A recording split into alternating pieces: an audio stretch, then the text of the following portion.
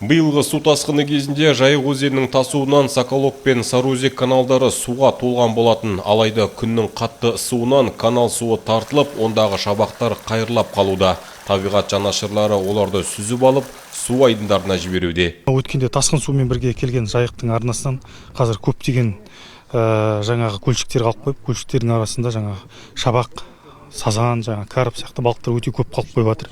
Соларды енді өткеннен бері бастап мынау балық қорғау инспекциясының жігіттері осы жерде тыным таппай еңбек етуде.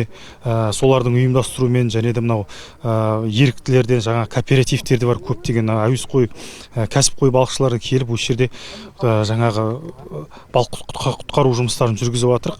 Бірақ дегенмен де бізге ерікті азаматтар жетпейді. Көп керек бұл жерде. Миллион, миллиардтаған балықтар осы жерде қазір бостан-босқа қырылып қалайын тұр. Бұл жерге бүткіл атыраулықтардың бәрін шақырғым келеді. Келіп осы жерге келіп атсалысып, осы балықтарды құтқаруға атсалысайық. Жігіттер келіңіздер. Қол жетпейді, күш жетпей жатыр біздерге. Жалпы өңірде 15-тен аса су тоғаны бар. Ол жерлердегі су деңгейін Жайық Каспий облысаралық бассейндік балық шаруашылығы инспекциясының инспекторлары бақылап отырады. 4 шілдеден бастап бүгінгі күнге дейін таңертең мезгілде сағат 9-дан бастап Аманат партиясының ұйымдастыруымен және жергілікті атқарушы биліктің тікелей қатысуымен осы Сарыөзек каналынан бүгінде де балықтардың шабақтарын құтқару және санитарлық тазалық жұмыстары атқарылып жатыр.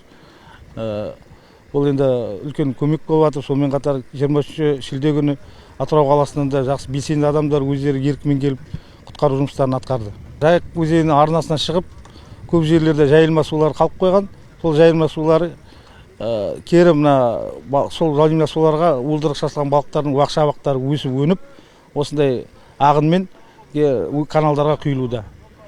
Каналдың ішіне сол кептеліп, өздерінің табиғи инстинкті бойынша осындай ағынға қарсы тұрып алады. Соны біздер құтқару жұмыстарын атқарудамыз.